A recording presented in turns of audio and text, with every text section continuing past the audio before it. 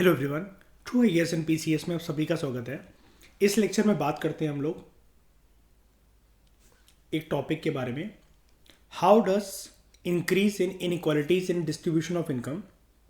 जो असमानताएं अगर बढ़ती जाती हैं, प्रीवियस लेक्चर में हमने इसी टॉपिक के बारे में बात करी थी कि अगर अमीर और गरीब के बीच में अगर इनकम जो है देश में अच्छे से डिस्ट्रीब्यूट ना हो, जो कि अच्छे से डिस्ट्रीब्यूट होने का एक माध्यम हमने देखा, जो कि हम इस चैप्टर में देख रहे हैं कि बजट एक ऐसा माध्यम हो सकता है जिसमें देश का पैसा इस प्रकार से डिस्ट्रीब्यूट कराया जाएगा कि अमीरों से एक बल्क में पैसा लेकर गरीबों के बीच में बांटा जाएगा, ताकि इनके बीच में जो गैप हो वो इस प्रकार से ना रहे, इस प्रकार से ना रहे, वो इक्वल हो जाए।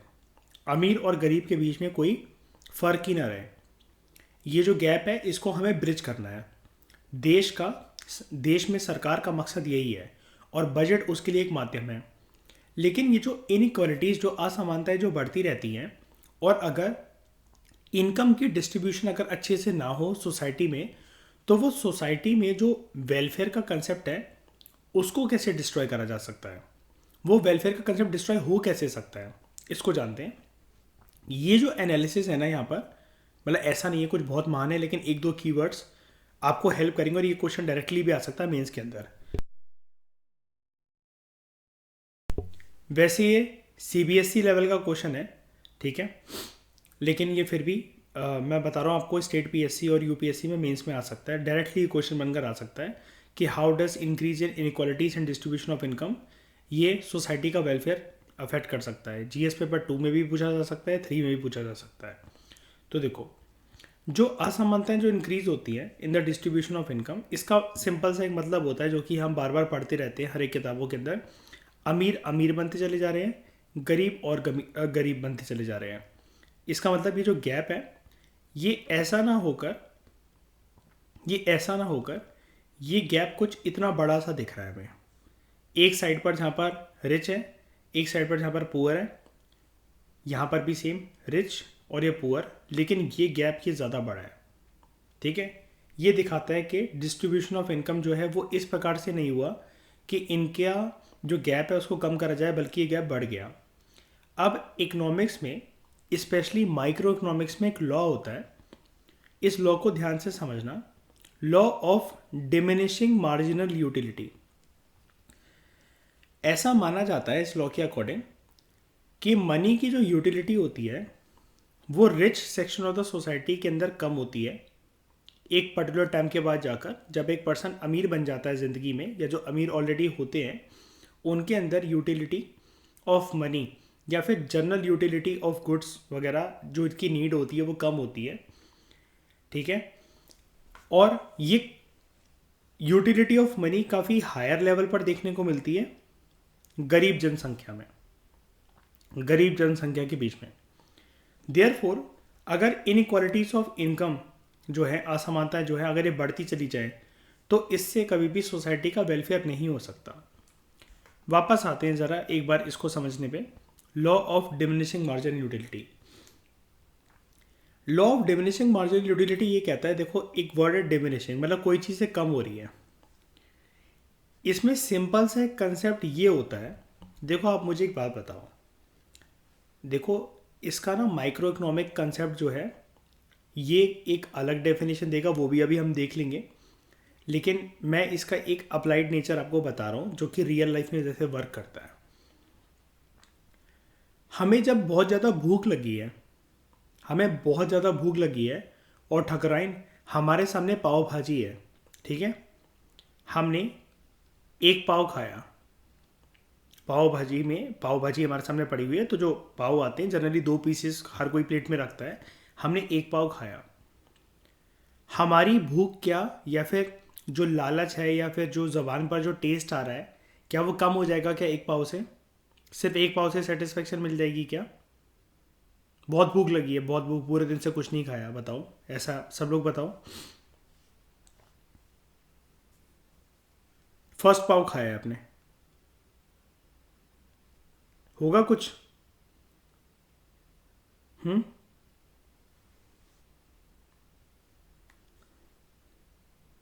तो बताओ कुछ होगा इससे? हो सकता है सेटिस्फेक्शन अभी भी आपको लेना बाकी रहे, ठीक है। दूसरा पाव आपने खाया, अब थोड़ी सी भूख शांत होगी क्या ठकुराइन, बताओ? थोड़ा सा, ठीक है। तीसरा पाव खाया, अब मतलब यू आर गेटिंग क्लोज कि हाँ ठीक है, पाव भाजी अच्छी बनी है और अब मेरा पेट भर रहा है, ठीक है। चौथा खाया, अब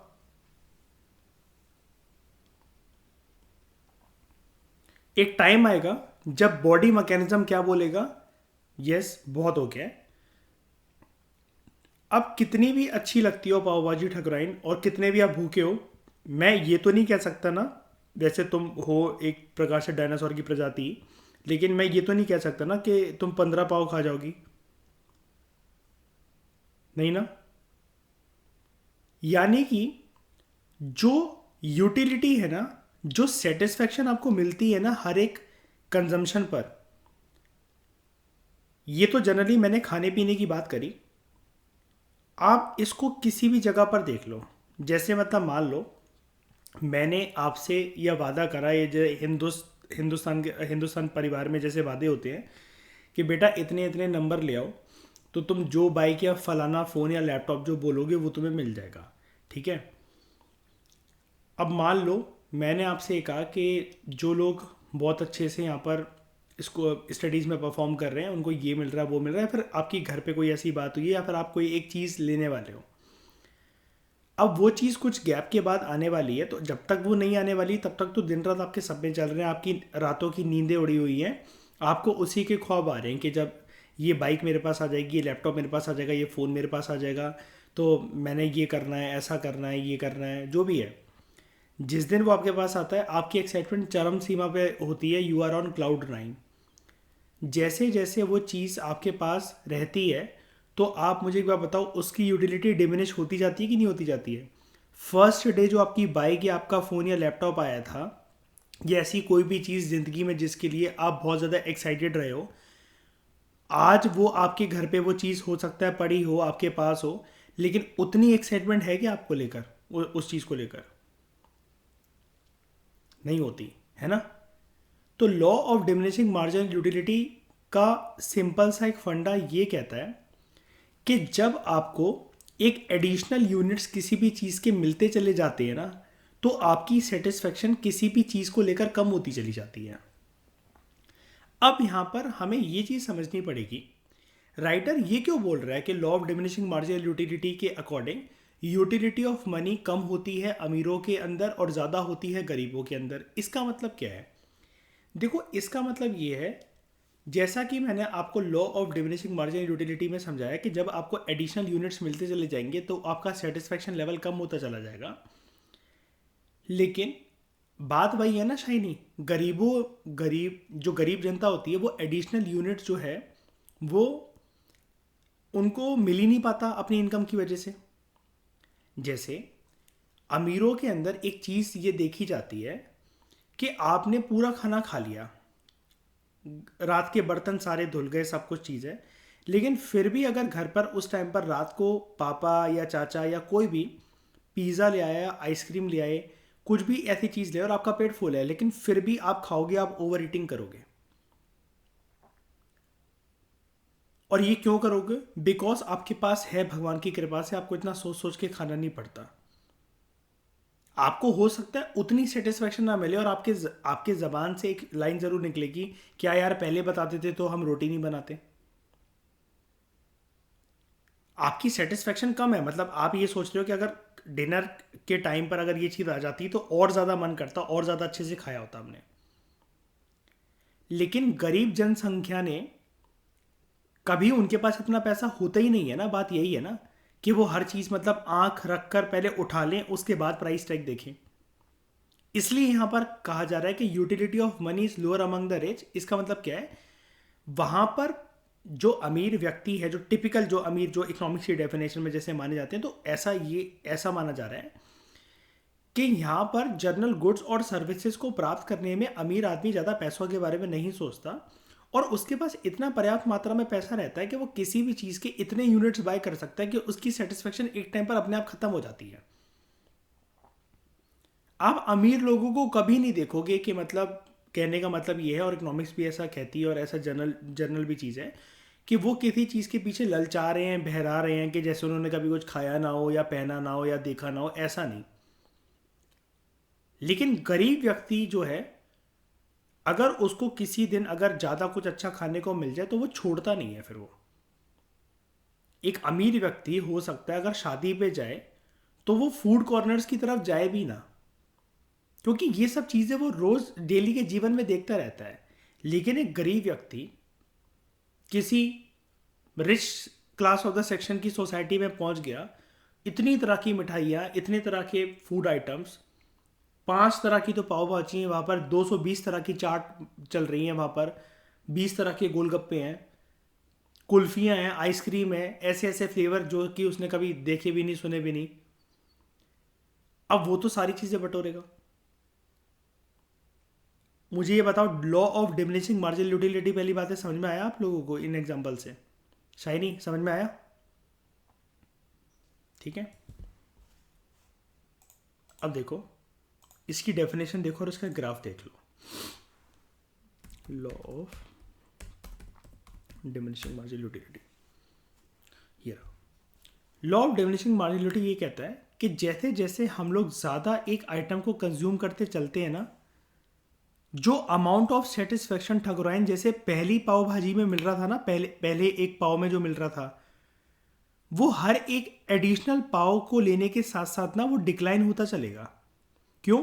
क्योंकि आपकी भूख शांत होती चली जा रही है, जो जबान का, जो जीभ का जो चटोरापन है, जो लालच है, वो कम होता चला जा रहा है, और सेटिस्फेक्शन भी मिलती चली जा रही है।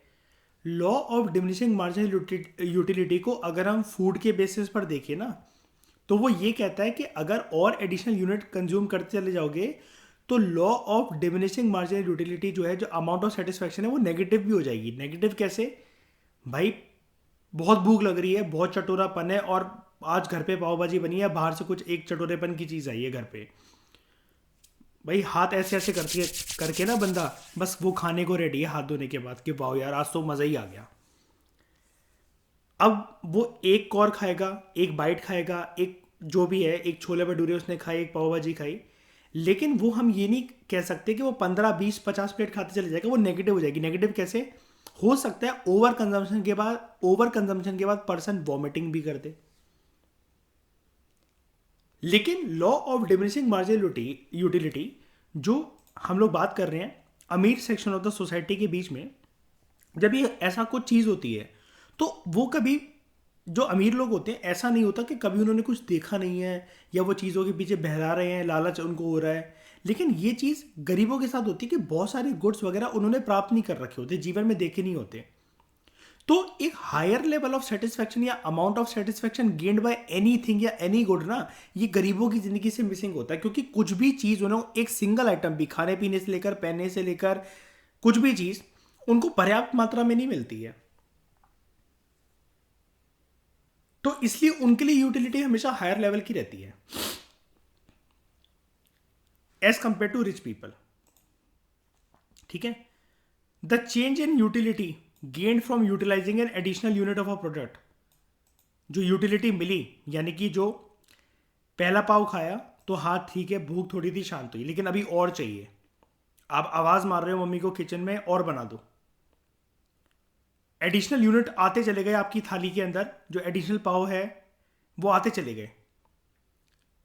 लेकिन इसकी वजह से क्या होगा कि आपकी जो सेटिस्फेक्शन है ना, अमाउंट ऑफ सेटिस्फेक्शन जो पहले पाव ने प्रोड्यूस करी थी ना, वो लास्ट पाव नहीं कर पाएगा, सातवां पाव नहीं कर पाएगा, छठा पाव नहीं कर पाएगा, वो डिक्लाइन होती चलेगी। इसको कहते हैं मार्जिनल यूटिलिटी। और मार्जिनल यूटिलिटी ये जो है, ये डिमिनिश होती चलती है हर एक एडिशनल यूनिट कंज्यूम करने के बाद, एक गुड का, वो डिक्लाइन ही होएगी। कुछ ऐसे।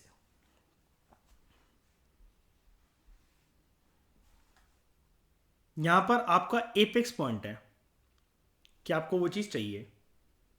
क्वांटिटी जैसे जैसे हम लोग बढ़ाते चलेंगे ना, पहला पाव, दूसरा पाव, तीसरा पाव, चौथा पाव, पांचवा पाव, अब आप कहोगे बस, आपकी सेटिस्फेक्शन यहाँ थी, क्वांटिटी बढ़ती चली गई, ये सेटिस्फेक्शन देखो यहाँ पर आ गई। इस पर्टिकुलर पॉइंट पर आ गई, क्वांटिटी बढ़ाई, सेटिस्फेक्शन ऊपर से गिरना स्टार्ट हुई जैसे जैसे क्वांटिटी बढ़ रही है। एक क्वांटिटी, आपकी सेटिस्फेक्शन चरम सीमा पर। दूसरा पाव आया, ठीक है भाई, अच्छा लग रहा है। तीसरा आया, ओके, भूख तो शांत हो गई। चौथा आया तो आपने कहा एक दो मैं और लूंगा या एक दो और लूंगी, बस काफ़ी है। पांचवा आया, आपने कहा बस इससे ज़्यादा खाया नहीं जाएगा वरना मुझे वॉमिटिंग हो जाएगी। इसको कहते हैं law of diminishing marginal utility. ये अमीर लोगों ने अपनी ज़िंदगी में देखा होता है, गरीबों ने नहीं देखा होता। एक एडिशनल अमाउंट ऑफ सेटिस्फेक्शन जिसको वो मना कर सके। गरीब आदमी के लिए यही तो बात है ना, उनके लिए तो हर चीज़ स्केयर्स है। स्केयर्स क्यों है? उनकी इनकम की वजह से।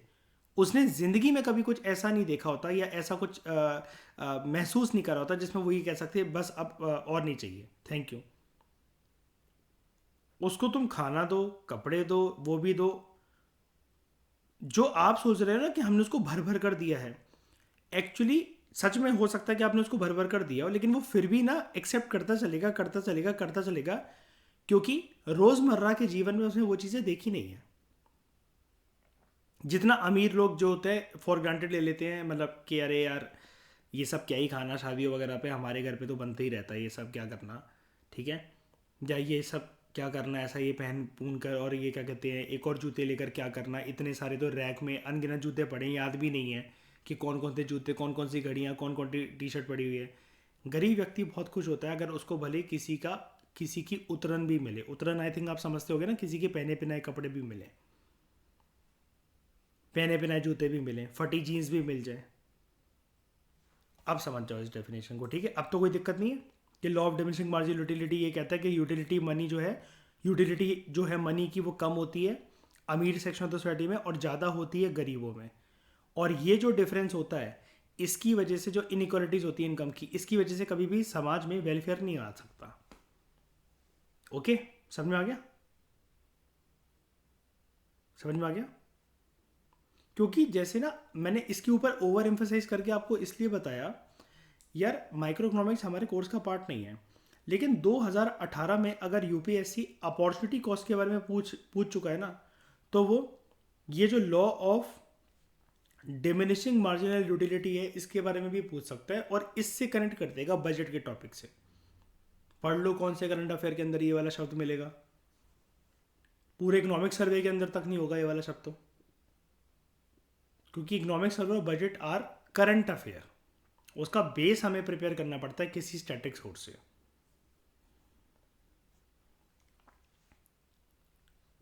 फिर इकोनॉमिक स्टेबिलिटी या प्राइस स्टेबिलिटी क्या होता है? ये इकोनॉमिक स्टेबिलिटी का मतलब ये है, स्टेबिलिटी का मतलब क्या होता है? ठहराव, एक स्थिरता, है ना? Economic stability means absence of big fluctuations in prices. दूसरी चीज़ हमें ये भी इंश्योर करनी चाहिए, टॉपिक से भटकना मत, हम लोग यही पढ़ रहे हैं कि how does increase in inequalities in distribution of income affect welfare of the society, ठीक है?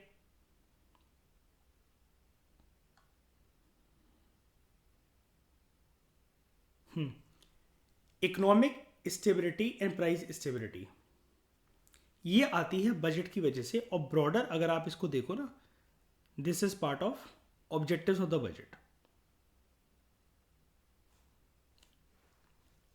जो इकोनॉमिक स्टेबिलिटी है, इसी का मतलब होता है कि इकोनॉमी वाइज इकोनॉमी में स्टेबिलिटी जो होनी चाहिए, सबसे पहली स्टेबिलिटी तो प्राइजेस की टर्म्स में होनी चाहिए, राइट शाइनी? जब हम ये कह रहे हैं कि इकोनॉमी स्टेबल है, तो यानी कि वहां पर प्राइस फ्लक्चुएशंस नहीं हो रही इतनी ज़्यादा। अब इसके लिए कौन रिस्पॉन्सिबल होता है? वैसे तो आप देखो जानते हो कि प्रैक्टिकली मॉनेटरी पॉलिसी और फिस्कल पॉलिसी, यानी कि अगर हम दो एजेंट्स की बात करें, सरकार प्लस देश का सेंट्रल बैंक, हमारे देश में आरबीआई, ये इकोनॉमिक स्टेबिलिटी को ला सकते हैं। लेकिन क्योंकि चैप्टर बजट का है और ऐसा बोला जा रहा है कि हर एक साल जो फाइनेंशियल ईयर स्टार्ट होता है उसमें सरकारी तिजोरी से निकला हुआ पैसा सरकार के हाथ में कि उनको कहाँ कहाँ खर्च करना है, कौन कौन से सेक्टर में, सरकार एक महत्वपूर्ण रोल निभाती है इकोनॉमिक स्टेबिलिटी को लाने में। That is controlling fluctuations in general price level. कैसे? टैक्सेस के माध्यम से, सब्सिडीज के माध्यम से, और एक्सपेंडिचर के माध्यम से, इसको देखना, ठीक है। For instance when there is inflation, जब प्राइसेस बहुत ज़्यादा बढ़ जाए और कॉन्टिन्यूसली बढ़ते रहें, रोज़मर्रा के जीवन में यूज़ होने वाले प्रोडक्ट्स एंड सर्विसेज के, जब इकोनॉमी में इन्फ्लेशन है, government can reduce its own expenditure. लेकिन याद है आपको, वैसे एक बात, मतलब ये चीज़ थ्योरेटिकली यहाँ पर लिखी गई है, ठीक है, एक्सेप्ट कर लेते हैं इसको, हम भी लिख देंगे पेपर के अंदर, कोई बड़ी बात नहीं है। इन्फ्लेशन वाले चैप्टर के अंदर हमने देखा था ना, सरकार का जो खर्चा होता है उसमें थोड़ी बहुत भी बचत करना मुश्किल होती है, शायनी याद है? क्या रोक देगी सरकार? अपना सैलरी वगैरह रोक देगी क्या देना? ऐसा हो सकता है कि किसी को 2 महीने बिठा दे कि सैलरी मत लो, ये मत लो, ऐसा मत लो। सरकार का जो एक्सपेंडिचर होता है वो ज़्यादा क्या कहते हैं, डाइवर्ट नहीं कर सकती सरकार उससे। हाँ, वो अलग बात है, हमने एक चीज़ पढ़ी थी, अगर आप सबको याद हो, नॉन डेवलपमेंटल एक्सपेंडिचर जो है ना, जिससे फालतू के डेवलप, अब ये स्टैचू वगैरह बनाना, ये बनाना, वो बनाना, इसको शाइनी फिर भी रोका जा सकता है ना। लेकिन जो एक रिपीटेड वे में सरकार को जो एक्सपेंडिचर करना पड़ता है, कि कुछ जो योजनाएं चल रही हैं, पॉलिसी चल रही है, पेंशन स्कीम चल रही हैं, और जो सैलरीज देनी है देश में सभी ऑफिसर्स को, वो तो सरकार को कंटिन्यू करना ही पड़ेगा। जब there is depression in the economy, जब मतलब डिप्रेशन वाली सिचुएशंस हैं, इकोनॉमी गिरती चली जा रही है, गवर्नमेंट जो है वो क्या कर सकती है, इट कैन रिड्यूस टैक्सेस, क्योंकि उस टाइम पर हो सकता है लोगों के पास जॉब भी ना हो और वो टैक्सेस वगैरह ना भर सकें, और स्पेंडिंग को इंकरेज करने के लिए, because there will be leakage of money from the economy in the times of depression. और पैसे का फ्लो अगर इकोनॉमी से टूटे या बहुत ज़्यादा पैसा इकोनॉमी के अंदर घूमे, हमने पढ़ा था ना शाइनी, ये दोनों ही सिचुएशन अच्छी नहीं होती हैं, है ना। तो इस सिचुएशन में सरकार जो है वो टैक्सेस को रिड्यूस करे और सब्सिडीज ग्रांट करे, ताकि लोगों का पैसा जो है वो इकोनॉमी में इंजेक्ट करवा सके सरकार, और वो पैसा घूमे, जिसकी वजह से डिमांड और सप्लाई की साइकिल जो है वो घूमती चली जाए। इकोनॉमी का जो इंजन है, जो पहिया है, और लोगों की स्पेंडिंग जो उस पहिए में फ्यूल, डीजल, पेट्रोल डालने का जो काम कर रहे हैं, ये इनकी इनकम लोगों की, वो रुके ना, ठीक है, वो गाड़ी नहीं रुकनी चाहिए। एम्फेसिस, जो इम्पोर्टेंस है, जो ध्यान है, वो एक बात पे और देना चाहिए, इंक्लूसिव ग्रोथ।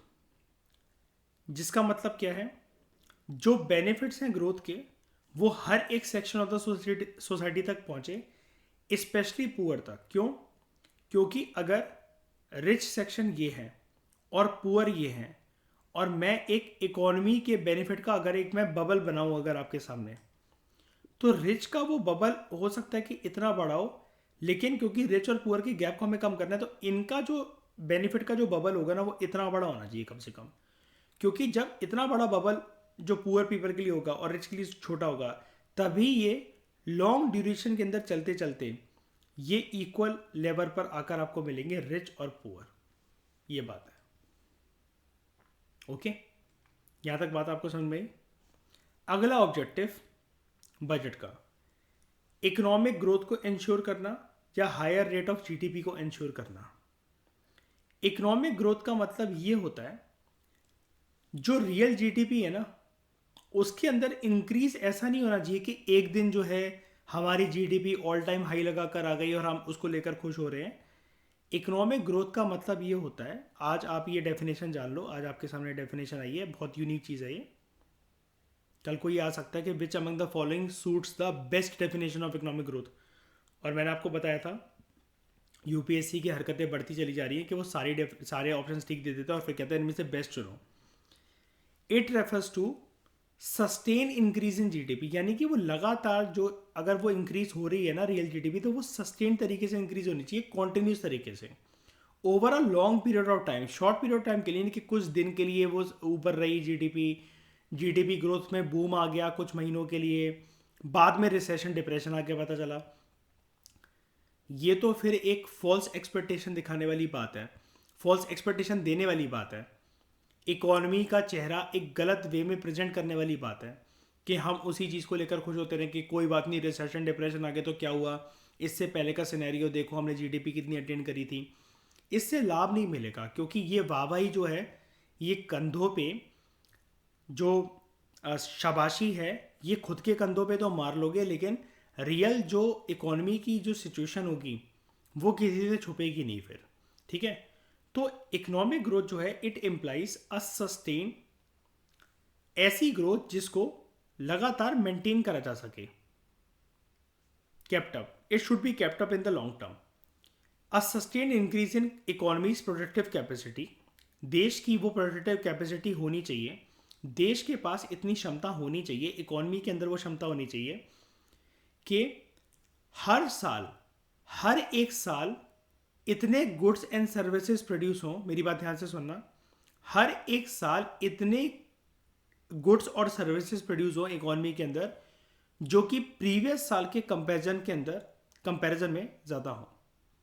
यानी कि साल 2023 में प्रोड्यूस होने वाले गुड्स की संख्या ज़्यादा है, सर्विसेज की संख्या ज़्यादा है एज कम्पेयर टू साल 2022।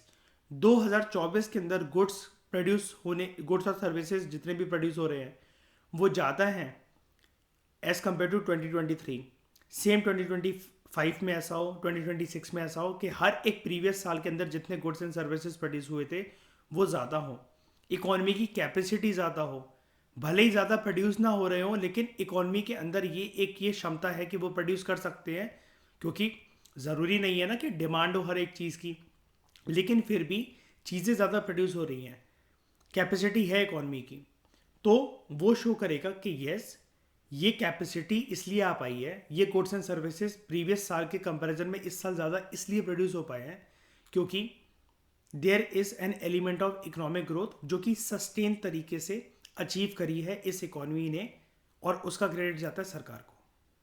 जो गवर्नमेंट है, गवर्नमेंट का मकसद ये रहता है कि higher rate of economic growth को अचीव करना अपनी रेवेन्यू और एक्सपेंडिचर पॉलिसी की मदद से। अगर मैं एक शब्द में बोलूँ तो मैं इसको क्या बोलूँगा, कौन सी पॉलिसी, जल्दी बताओ? Fiscal policy.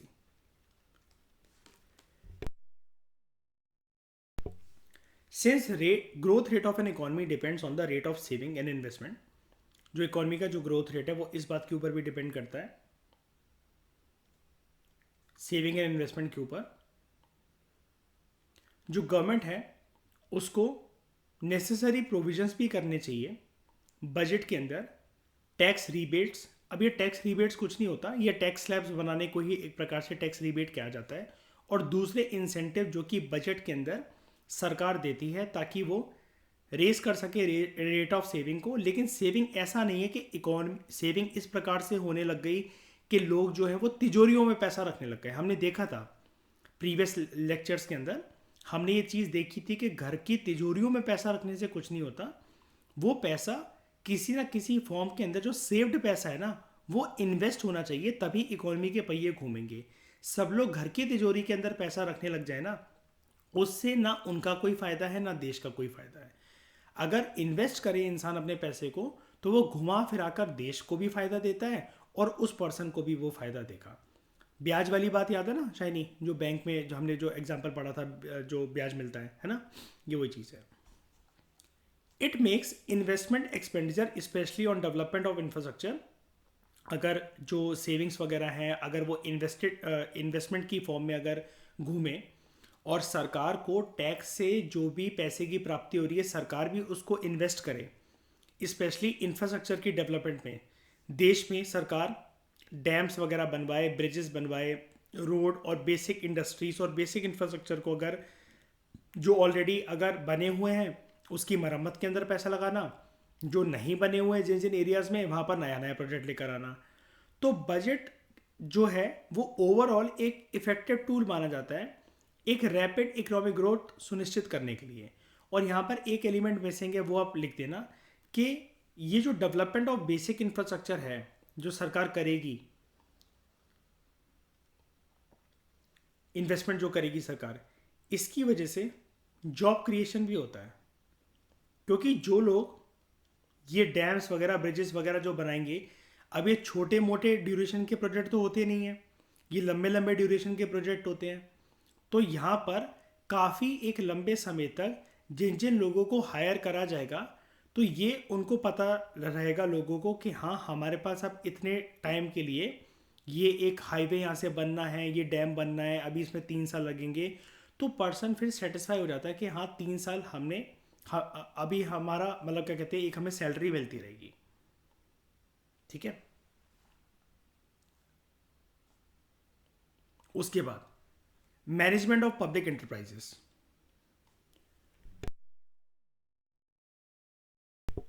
हमारे देश में बड़े सारे पीएसयूज होते हैं, जिसको पीएसई भी बोलते हैं। आप लोगों ने सुना होगा, पब्लिक सेक्टर यूनिट्स या पब्लिक सेक्टर इंटरप्राइजेस।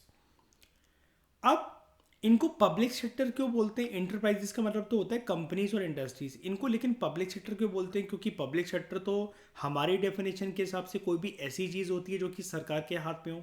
जी हाँ, यहाँ पर जो मालिकाना हक होता है, 51% जो शेयर होल्डर होते हैं किसी भी कंपनी के अंदर, अगर वो सरकार है, 51% शेयर होल्डर अगर किसी भी कंपनी के अंदर अगर सरकार है, तो वो एंटरप्राइज या इंडस्ट्रियल यूनिट पीएसयू की डेफिनेशन के अंदर आ जाता है, पब्लिक सेक्टर यूनिट। यानी कि सरकार, उसको सरकार का ज़्यादा अधिकार है। ऑब्वियस ही बात है, क्योंकि सरकार अगर 51% है, सामने वाली पार्टी के अंदर कोई भी एक मेंबर हो या कोई भी अन्य मेंबर हो, जो कि प्राइवेट मेंबर ही क्यों ना हो, जिसके पास योगदान है कि अगर 100% शेयर में से 51% शेयर है किसी भी चीज़ के, तो सामने वाला ऑब्वियसली बात है माइनॉरिटी के अंदर ही है, वो कम है, उसके पास 49% है।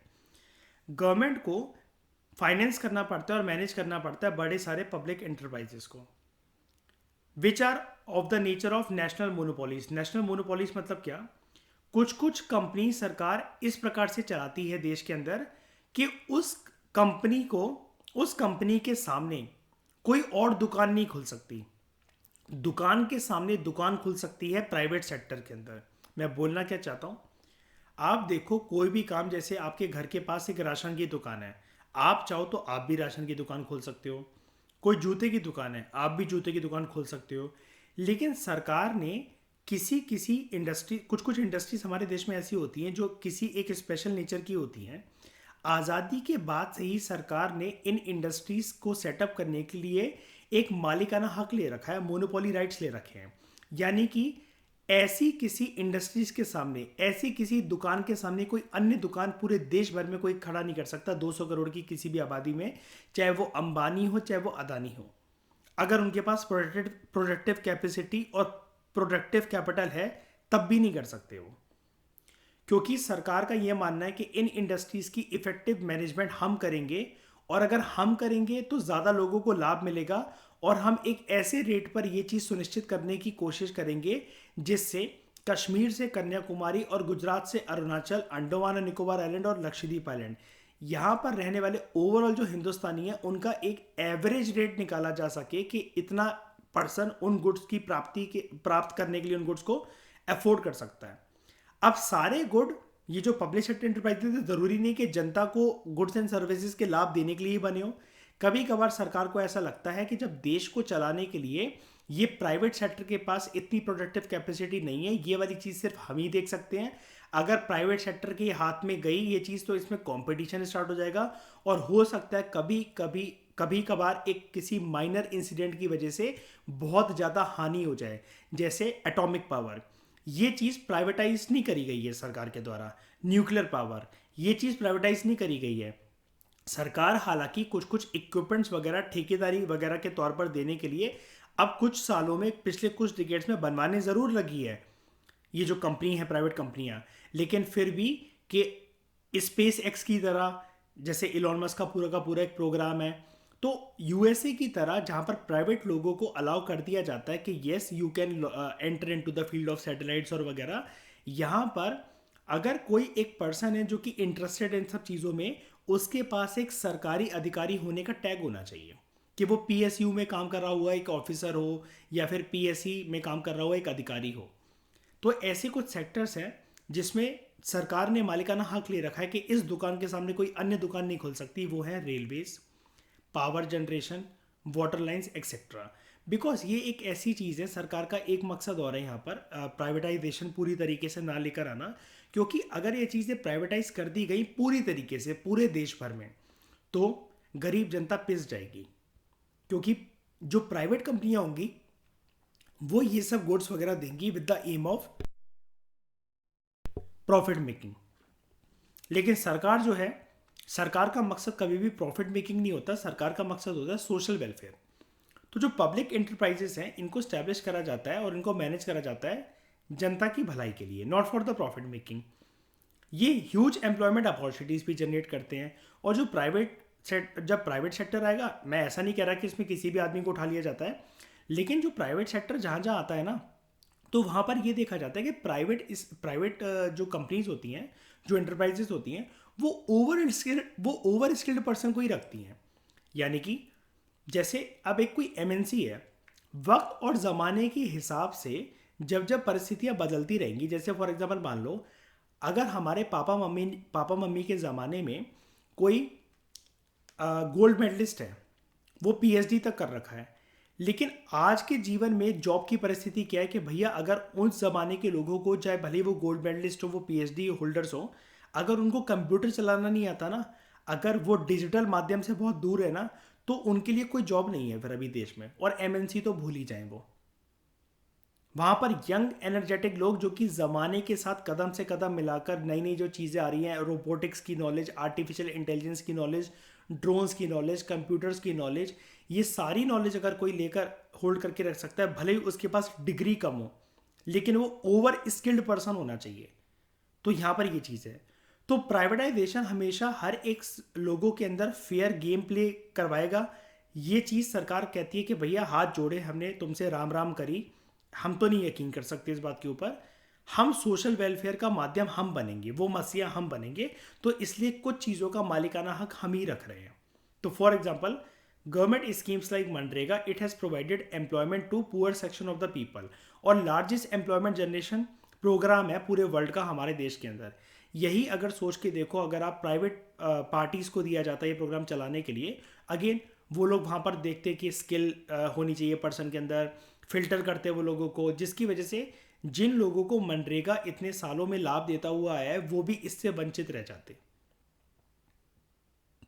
ये सारी चीज़ें और इन सारी चीज़ों का पैसा किस वे में यूज़ होगा, सरकार बजट के थ्रू सुनिश्चित करने की कोशिश करती है। कैसे करती है ये मैं दिखा देता हूँ आपको एक डायग्राम दिखाकर। वैसे तो दोस्तों ये जो प्रीवियस बजट था 2022-23 का, ये उसका डॉक्यूमेंट है, उसका डायग्राम है। जो लेटेस्ट बजट आएगा उसके अंदर ये चीज़ें आपको बदली हुई दिखेंगी। यानी कि जो हम यहाँ पर पढ़ रहे हैं बजट के अंदर, ये जो सारी चीज़ें जो सरकार देखती है, तो यहाँ पर ऐसा एक अनुमान लगाया जाता है। ये डायग्राम का मतलब ये होता है, हर साल आप देखोगे इसको बजट के डायग्राम के अंदर, और बजट के अंदर डायग्राम में और इकोनॉमिक सर्वे में भी दे रखा होगा कि अगर सरकार के पास 1 रुपये आता है, 1 रुपये आता है, तो जो भी हमने ऑब्जेक्टिव्स पढ़े बजट के वो कैसे फुलफिल हो पाते हैं। अब आप 1 रुपये को अगर यहाँ पर देखो ना, सबसे पहले यहाँ पर दो चीज़ें होती है कि सरकार के पास जो 1 रुपये की प्राप्ति हुई है वो आया कहाँ से। क्या 1 रुपये एकदम से आ गया, या इस 1 रुपये को भी आने के लिए अलग अलग सेक्टर्स का, अलग अलग एरियाज का कंट्रीब्यूशन है। तो जी हाँ, ये पूरा 1 रुपये कहीं से नहीं आ जाता, ऐसा माना जाता है कि ये जो 1 रुपये आ रहा है, ये 1 रुपये सबसे पहले तो ये 1 रुपये जनरेट कैसे हुआ। 35% सरकार जो बोरो करती है और दूसरी जो लाइबिलिटीज होती हैं वहां से, टैक्स जो लगाया कंपनीज के ऊपर, कॉरपोरेशन टैक्स वहां से, इनकम के ऊपर जो टैक्स लगता है 15% वहां से, 15% corporation tax, customs, union excise duty, GST, non tax revenue और नॉन डेट कैपिटल रिसीट्स 5%, 7%, 16%, 5% और 2%। ये सारे परसेंटेज मिलाकर ये जितने भी आपको एरियाज देख रहे हैं, यहाँ से 1 रुपये पहले आता है सरकार को। भैया मैं खर्च तो तभी करूँगा ना किसी के ऊपर जब मेरे पास पैसा आएगा, ठीक है। अब पैसा आ गया, अब ये जाता कहाँ कहाँ पर है, तो ये जो ब्लैक लाइन जो आपको दिख रही है बॉर्डर, ये जो ब्लैक लाइन दिख रही है ऊपर वाला है रुपी कम्स फ्रॉम, यहाँ से आया, सरकार को प्राप्ति हुई 1 रुपये की। अभी 1 रुपये खर्च कैसे करा जाता है, जैसे अब हमने ये देखा कि सरकार को 1 रुपये की प्राप्ति सिर्फ एक सोर्स से नहीं होती, तो जो खर्च करेगी सरकार इस 1 रुपये को वो किसी एक सेक्टर में नहीं करेगी, कहाँ का करेगी? सबसे पहले तो राज्यों का जो शेयर होता है टैक्स और ड्यूटीज़ में, मतलब जितना भी टैक्स सेंट्रल गवर्नमेंट कलेक्ट करती है उनको वो राज्य को भी देना पड़ता है, ठीक है। फाइनेंस कमीशन की कुछ रिकमेंडेशंस होती हैं, उसके तहत देना पड़ता है। इंटरेस्ट पेमेंट वगैरह, सेंट्रल सेक्टर स्कीम्स जिसमें पूरा का पूरा जो पैसा होता है, ऐसी स्कीम जिसमें पूरा पैसा सेंट्रल गवर्नमेंट लगाती है। फाइनेंस कमीशन और दूसरे ट्रांसफर्स इनको देने पड़ते हैं। कुछ सेंट्रली स्पॉन्सर्ड स्कीम जिसमें राज्य वगैरह और सेंटर वगैरह मिलकर स्कीम चलाती हैं, इसलिए यहाँ पर हाथ बना रखा है कि राज्यों के साथ जो सहमति हो रखी कि हाँ इतना पैसा हम भी देंगे, तुम चलाओ स्कीम। फिर डिफेंस में खर्चा आता है, फिर कुछ सब्सिडीज देनी पड़ती हैं, फिर कुछ पेंशन देनी पड़ती हैं, और दूसरे प्रकार के एक्सपेंडिचर्स वगैरह भी होते हैं कि देश में कुछ डेवलपमेंटल और non developmental expenditures combined form में। सरकार इस 1 रुपये को इन सारी जगह पर खर्च करती है, और 1 रुपये सरकार के पास इधर इधर से आता है। तो ये सारी की सारी जगह जो है, कोई हमें एक तो दिख नहीं रहा, आप रुपये कहाँ से आया उसको गोली मारो, खर्च कहाँ का हुआ नीचे वाले साइड को देखो। इतनी सारी जगह पर सरकार अगर ये खर्च कर रही है और किसी 1 रुपये को किसी एक जगह पर एलोकेट नहीं करा जा रहा है, दिस शोज कि सरकार जो है वो इकोनॉमी की कमांडिंग हाइट जो है उसको ज़्यादा बेटर तरीके से संभाल सकते हैं। And the tool of doing that is budget. और वो कैसे होगा वो देख लिया हमने कि ऑब्जेक्टिव्स जो हैं बजट के, ये ऑब्जेक्टिव्स होते हैं, इस प्रकार से होगा। अब इसका इम्पैक्ट क्या पड़ता है वो हम जानेंगे नेक्स्ट लेक्चर के अंदर। तो इस डिस्कशन में फिलहाल इतना ही। Thank you very much for discussion.